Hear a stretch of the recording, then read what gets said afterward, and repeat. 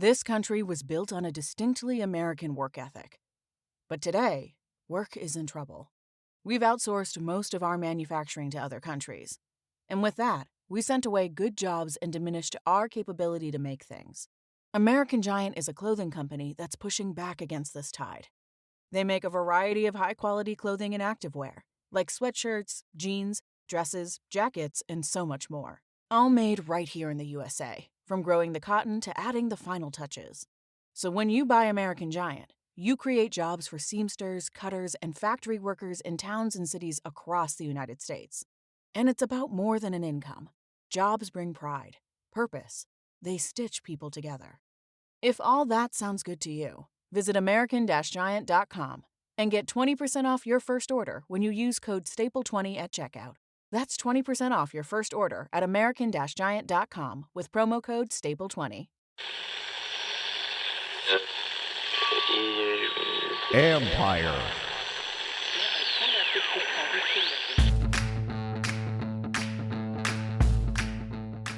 Hello and welcome to another live stream edition of the John Carr Report. Do me a favor, subscribe to the show wherever you get your podcasts. If you're watching on YouTube later, do me a favor, hit that like button, hit that subscribe button. You can also find us there at Empire Media, and you should know how to spell it by now, A-M-P-I-R-E. And if you want to become a club member, go to the Empire Media YouTube page, see the word join, go from there. For you gold members, I'll be doing a private Zoom on Wednesday night this week because I'm going to be out of town Thursday and Friday, but Wednesday night, doing the private Zoom. We'll go 7:30 again. So hopefully you can join me there. Those gold chats have been very fun and very informative, I hope, for the people involved. Anyways, tonight we're going to wrap up just the season, look ahead. But as you can see, I'm joined by the voice of the Commanders, Bram Weinstein. But Bram, today we were talking about this. I don't view this as earth-shattering news, but Cliff Kingsbury is going to stay. Yeah. I think it's a good development. I never thought he was going to leave, but now we know for sure he's not. So what does that mean to you? I mean, I'd rather hear you talk about it because Okay. you actually spoke to him, at length, and I never really did, because in my position, I don't really ask those questions. Like, it's kind of not my business, and so I think you kind of knew that it was extremely unlikely that he was going to take another job. And I think he signaled that in the interview he did with you. He signaled it by taking no interviews before the playoff run was over. He is being paid by the Cardinals still, so it was never going to be about money.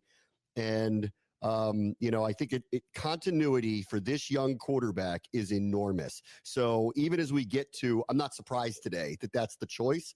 I'm really glad it's the choice. That was an incredible first year together for those two, and I can't wait to see what year two is with them. Yeah, and the reason why, from the beginning, before training camp, I was hearing how much he liked being in Washington and how it was unlikely that he would look to leave after just 1 year. But what you don't know is, as the season progresses, they're having a lot of success. And what does that open other eyes around the league? Do people give you maybe a quicker second look than they would have ordinarily? And then, the Jaden Daniels success, developing a young quarterback or helping develop that. And that starts you make you wonder a little bit. But all along, I kept hearing the same thing about how happy he was here, that he's still getting paid by Arizona. That's a big key. So he doesn't have to rush to another job. And when guys take their second jobs, they're very selective about what they're looking for in most cases. And that's why I say, look at the Saints, that wouldn't have any appeal to a guy in his spot. Because if he does, somebody brought up on Twitter, I think Bobby Sloak was a hot name last year. Now he's not. Bobby Sloak had 1 year calling plays. This guy's got a long history of it. He's not in the same boat as Bobby Sloak. Could it go south? Sure. But then maybe he wasn't, whatever. And he's still getting paid by Arizona, even if it does. Yeah. I don't think it's going to go south with Jaden Daniels. But the big thing, Bram, he has a quarterback that he loves working with in Jaden Daniels. And he told me it would take a lot for me to leave this kid. He also told me it's not going to be about the money. I didn't get back. He told me that he didn't get back into this to become a head coach again. We know that he would like to. He said that he would like to at some point. I think when that time comes, you want to see, like, what have I learned that I can apply to my next job? Like Dan Quinn is doing that right now. So he's in a good spot. And you figure with Jaden Daniels, with Dan Quinn, that you're going to, and Adam Peters, that you can continue building on this success. And the last thing, Bram, I look at, like, part of the reason Ben Johnson wanted to stay in Detroit last year had nothing to do with whatever you've read or heard. It had everything to do with he wanted to see it through. And in Detroit, he liked being in Detroit. He liked being the OC there, give it one more shot. And it didn't work out. And then you're ready to leave. But I think there's some of that with Kingsbury that you want to see, where can you take this after a couple of years? And then if the right job opens up, then you can go. But he's in a good spot. He knows it. There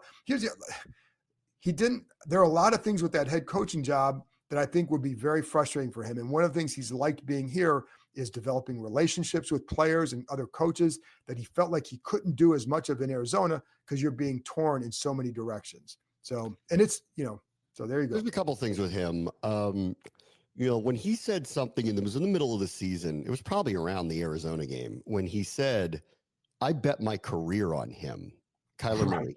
When he said that, I went, oh, this guy isn't about jumping around finding the next thing.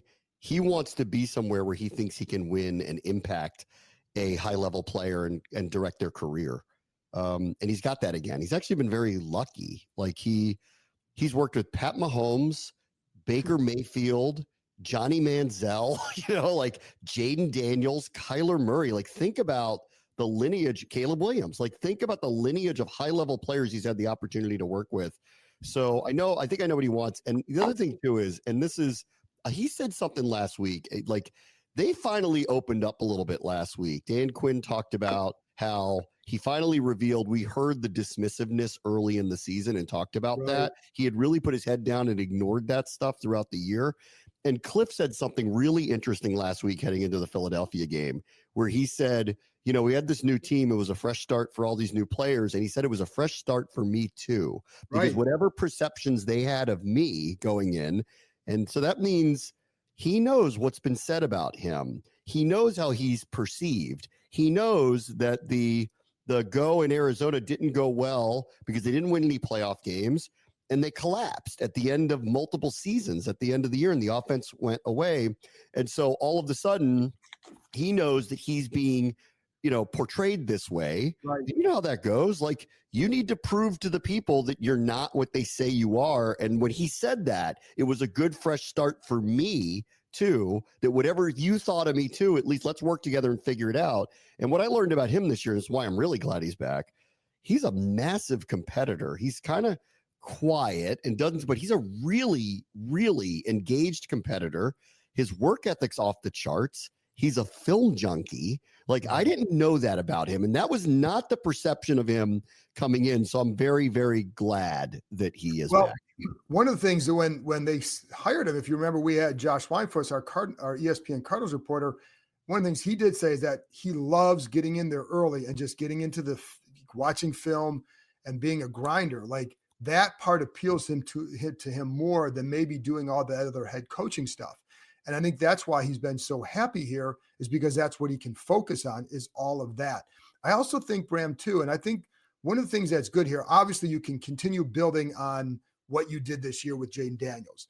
But I think it's good for Jaden because he has a guy, like, they both have a guy that they're working with in each other who works the same way. Like, and I don't think, I think if he left and they elevated Brian Johnson, I'd say he works really hard too, right?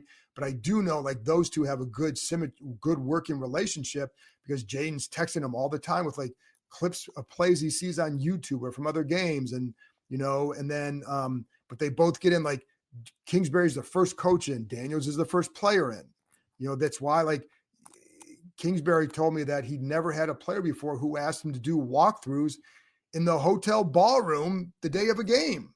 Like, and he's like, great, and so that, I think they develop a trust, and I think they just have a healthy working respect for one another. And I think that's really, in addition to the play calling are great, but it's so much of this is like, when you change coordinators, you've got to maintain a strong working relationship, and it does take a minute, and they have a good one.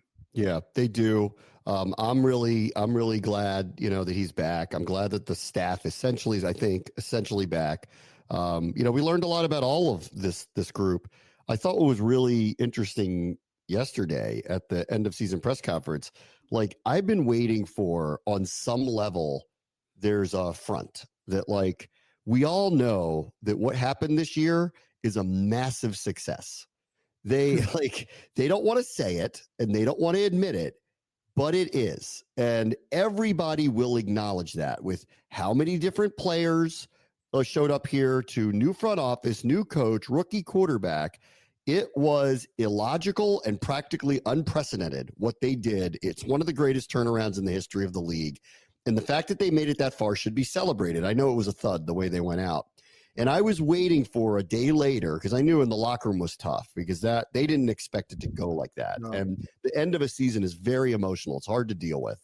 And because it's just over. And it's hard to describe if you're not in it, like what that feels like when it's just literally over. But yesterday I thought with 24 hours that they would come out and say, take a victory lap a little bit. They did not. Like that was my biggest takeaway of this.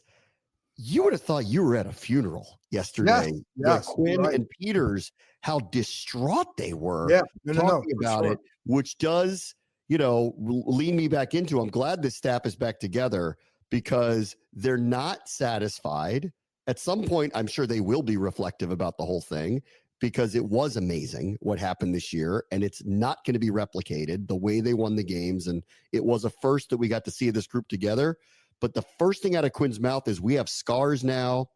Peters looked shaken by it. Like, God, yeah, they were really they were wearing it on their sleeve yesterday. So they're not ready for any victory laps. No, for sure. And I think that's a good point. I'm glad you brought that up because all along, there's a couple of things I want to talk about too, that you hear the phrase house money. And there are definitely some people, higher up who might feel like that, right? And there was some feeling like that. But and even some of the players, like they knew only because they weren't expected to be there. But I never, ever sensed that they're like, hey, we're just happy to be here. Like next year, we're going to build on this. I never got that sense from anybody. Like you had guys, the good thing for them is they have a lot of veterans who understand how hard it is to get there. Bobby Wagner, Zach Ertz, Jeremy Reeves, talking to him, like he told me that he was crying after that game. He said, I've never cried after a game before, but they know like they had never been in that position before. And he'd been in the league since 2018. There's never any guarantee that you get back. But I also think, there's an expectation that's been set that these guys really have embraced. And I think that's the fantastic thing. If you remember, with Ron, after his first year, they made the playoffs. What do we hear the next year? Maybe the worst thing we did was making the playoffs because it put it at a different level. Like the best thing they did here was raise the expectation level. They want that. That's what you want. And that's what they've done. But I like you're exactly right. Like, I didn't talk to anybody. It's like, yeah, this was great because we got to this point. It was like, this sucked because we got to this point and lost. And I think they appreciate what they've done. What you heard a lot of is how happy they were to see the fan base coming back. That's what a lot of them talked about. And then the other thing, Bram, too, the one good thing for the organization, unless some of the other assistants, and I don't know that they would, but there's a lot of continuity, even in the front office with Lance Newmark being back.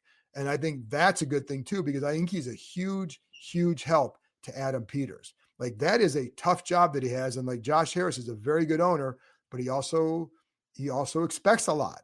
That means you better have a really good right-hand man. And he does in Newmark. So like him being back too is a big bonus. Like this, you have, for the first time in a long time, you have an off season where it can just be about what players do you want to get? And the one other thing on kind of the big picture one, last week, I mentioned this earlier, where they finally acknowledged outside noise perception, all that stuff. They totally had put blinders up to the whole thing the whole time. And my job is to tell their story through their eyes. Right. So I can encompass, how the fans feel about it, how I felt about it, but I need to consistently talk from their point of view. It's their story to tell. And consistently, I learned very early don't even bother with Dan Quinn asking him about, like, isn't this amazing that they did this or you did that? Or he's just like, I'm worried about this game. I really, like, we could talk about that another time. You want to go grab a beer in April and talk about it? We can do that. I'm not going to do it. But he finally acknowledged it right before the Philly game, where he did the line of, I felt like we were dismissed after the Tampa game, and F you for saying that about us. And they've lived up to that. There is literally, I mean, you hear this every time you get new groups in. There are slogans. We're going to change this. There's going to be a new culture change. It's all new, but you have to live up to it. They did. They literally did. And that, I think, it's not rare. It's just unusual. People say they're going to do these things. It's the right thing to say. They paint the walls with their slogans. They put up whatever they want to do. And then half the time by the end of it, you're like, I don't know, man. That doesn't feel like, but in every way, with the standards that Peters and Quinn set, they lived up to it. Yep. And I keep thinking back now through the year, every time he did a press availability, the first thing out of his mouth was he explained what the day was about. It was like that detailed, what the day was about. And he was communicating with us in a way that I'm sure he was communicating with the team. He, in every way, shape, and form, was the relationship builder we heard that he was. This is why I'm so excited about the future. It is disappointing what happened the other day, and I feel like karmically they didn't deserve a score like that. The way they played, they did, but just because of how hard they fought, I hated that score looked that way, because all these people who paid no attention to him and dismissed them got some fuel to go, see, I told you, they didn't belong there, and that part bothers me. But in every way, shape, and form, all the things they set out to do and said they would do in year one, they did and more. And while they don't want to celebrate it, or at least outwardly want to celebrate it, I'm willing to sit back and go, that was amazing. But I'm with you here. I want the standard to be different. It shouldn't be a one-off, and we shouldn't be throwing a parade for getting close to the Super Bowl. We should throw the parade after we win it. Well, and I want to address this too, because someone's kind of doubting, I think, what we're saying about how they took it. Behind the scenes, they're saying it publicly, and say not in a gloating fashion, but reflecting on the last year. They aren't alive if they haven't sat back and gone, "Whoa, that was amazing." Yeah, I would say this. I think the owners, I think guys like Mitch Rales and all them, but I'm telling you, having been in the locker room there, and I think maybe you get to that point down the road.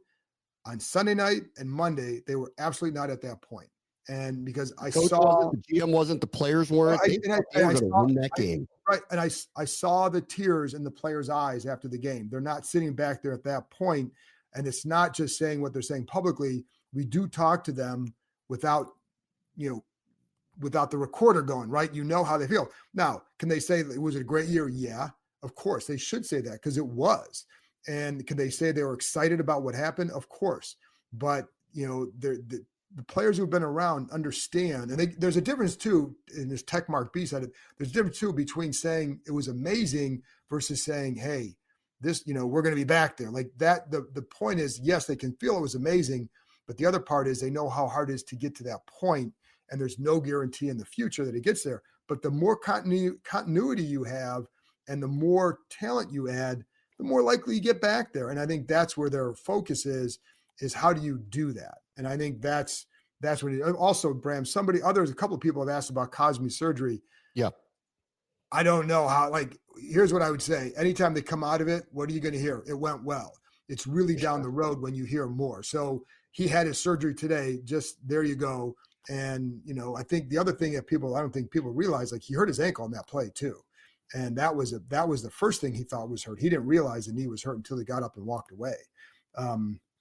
But how it went, we'll find out more later. And it's really going to be markers along the way more so than the immediate day, because every time there's a surgery, it's 100% you're going to hear it went well. So you got to wait for longer to know how it really went. So let me ask you this one. I think this is a good question to ask. Has Lattimore lost his fastball? Why or why not? It's a good question. It is a good question. And I'll be honest, I don't know, because here's the problem. We're judging him based off, he came here, he had the hamstring injury when he came, he dealt with the hamstring injury when he was here. And is this who he is now? I don't know. because this is all we've seen. So are we seeing a guy in decline, or do we see a guy battling a hamstring injury? I don't think we're going to know that until the summertime, right? I don't know. And I think it's easy to say that he did, but I don't know how much that hamstring was bothering him. Lattimore does not like talking to the media, so I don't know how it is. That's an understatement.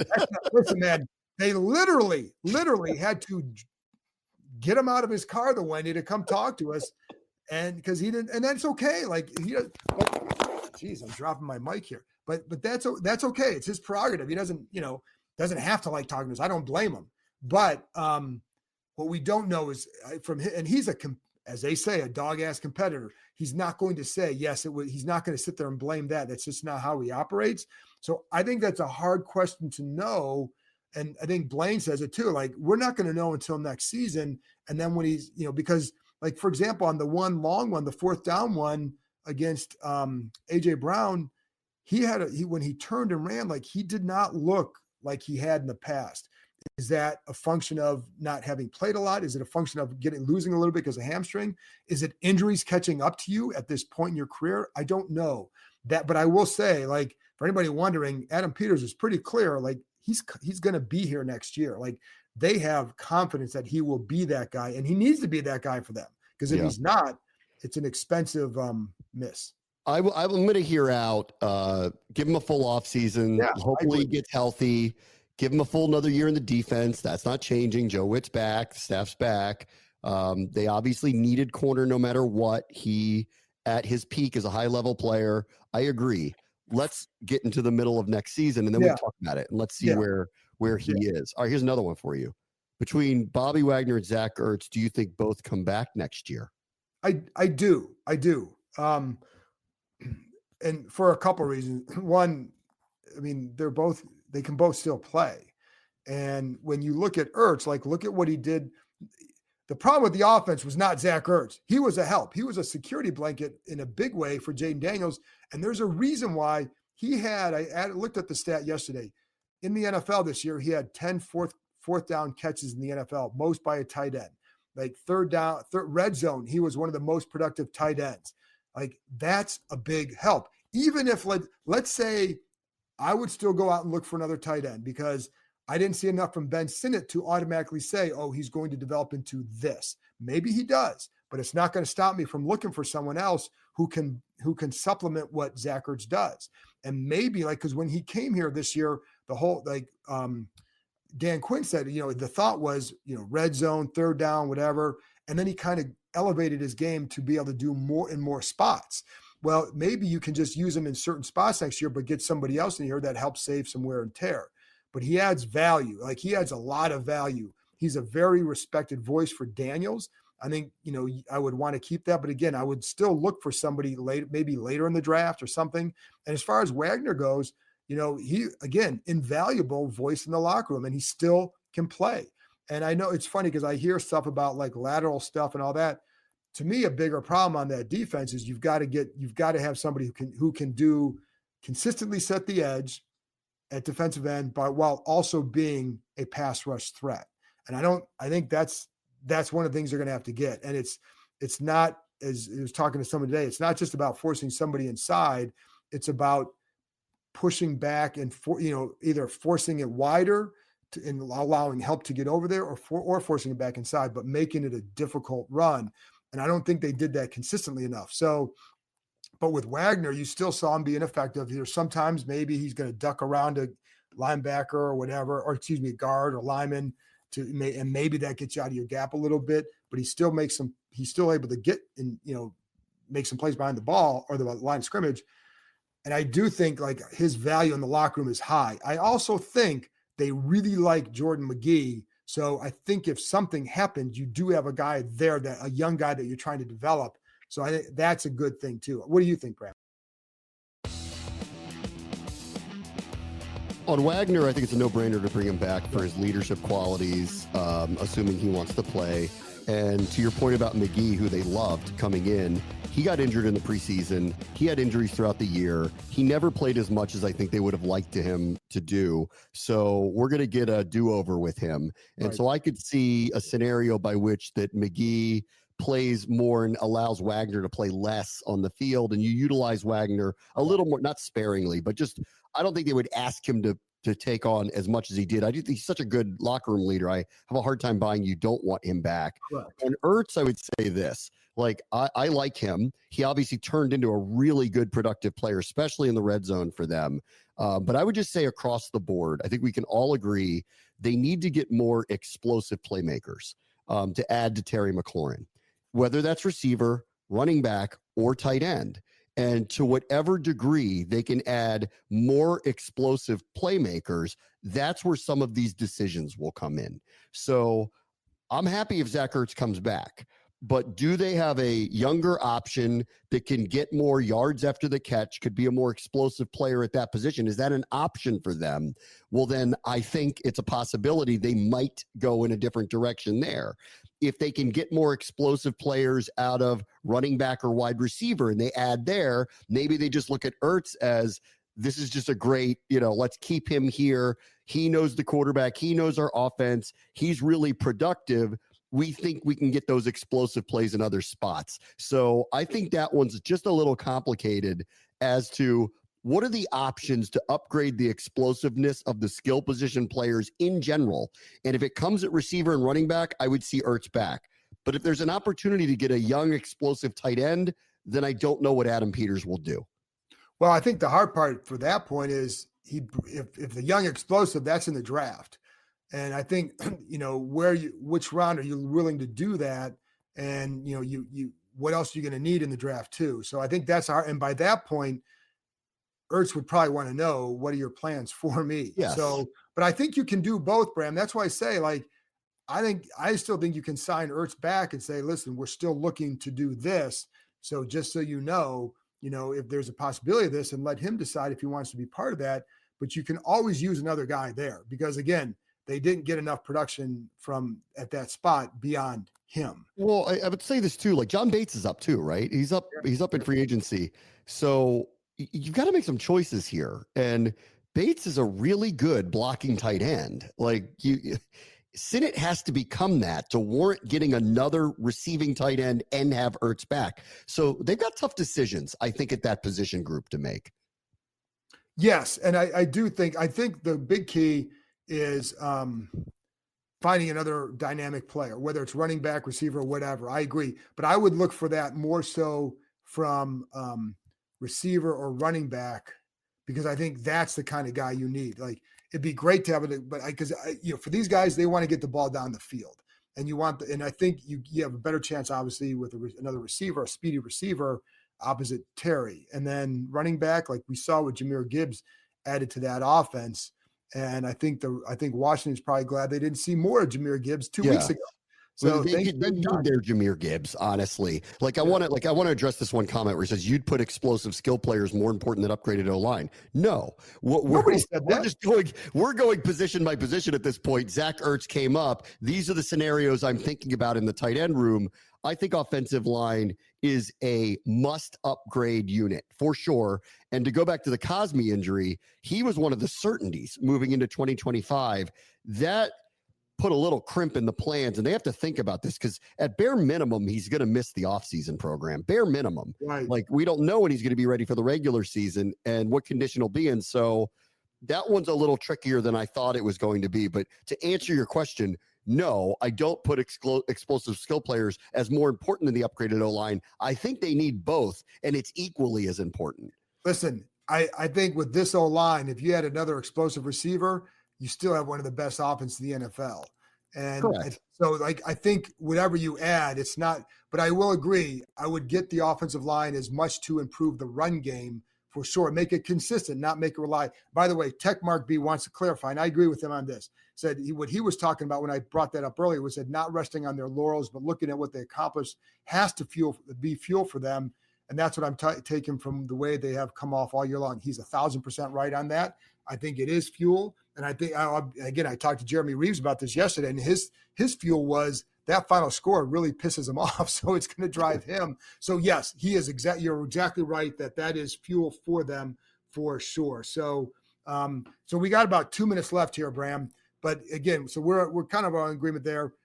Real quick on the O-line, what level of priority would you put that? High, very high. Especially with the, inability to know the availability of Cosmi. I think it's a really big deal now, at least early in the season. I think Brandon Coleman's a keeper. Is he their left tackle? I'm not really sure. I'd like to hear from them. I think Biotish is their center moving forward. I love Allegretti as a primary backup or a starter if there are upgraded positions around them.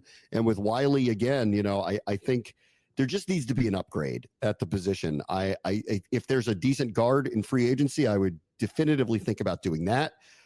Drafting a tackle late in the first round feels pretty obvious to me. If the right ones pop, like remember last year, they were gone. They wanted to move back into the first round and trade for a tackle, but they were gone. So we're going to have to see how the draft board goes. I think there's going to be a lot of changes on the offensive line for sure. That's the best way I can put it at this point. I think a couple changes. And by the way, and someone else, I wanted to bring this up, going back to Wagner. Someone's all 22 said Wagner looks slow. First of all, I don't know who that was. However, what I would say is sometimes there's some things that outweigh, other things. And I think for him, his value is extremely high in that locker room, and guys respect the hell out of him, and he can still play. And I think the other point to that is if he comes in here and, like you said, Bram, and they want to share, or maybe they start to see some slippage, you have Jordan McGee here and they really do like him. So, yeah. So I think you can, I'm always looking to add players. One thing that I would be clear, the last thing I'll say on this is a group that's highly places a great deal of emphasis on competition. And if that means, doing something here or there, with the offensive line, with something like you sign Nick Allegretti and you like him, but if you bring another guard, maybe it's like, hey, this guy's just better, beat him out. Right. That's how you improve. But with Wagner still has a lot of value to them. And I don't think that can be underscored. So yeah, 100%. Yeah. So anyways, listen, folks, that's it. We got to run tonight. We're keeping it to a half hour. Appreciate you guys tuning in. I will be back on Thursday with another episode. I'll be talking to Nikki Javala of the Washington Post. And so she and I will be talking about some off-season stuff and getting you guys ready for more. And here comes the fun stuff, man. 29th pick, not sexy, but there's a lot of ways they could go, and then a lot of stuff to do in free agency. So we're going to have a fun offseason talking about this and talking about a team, Bram, that came off of 14 wins. Wow. So anyways, folks, there you go. Thanks for joining me, Bram. Thanks for coming on as always, and I will talk to you next time.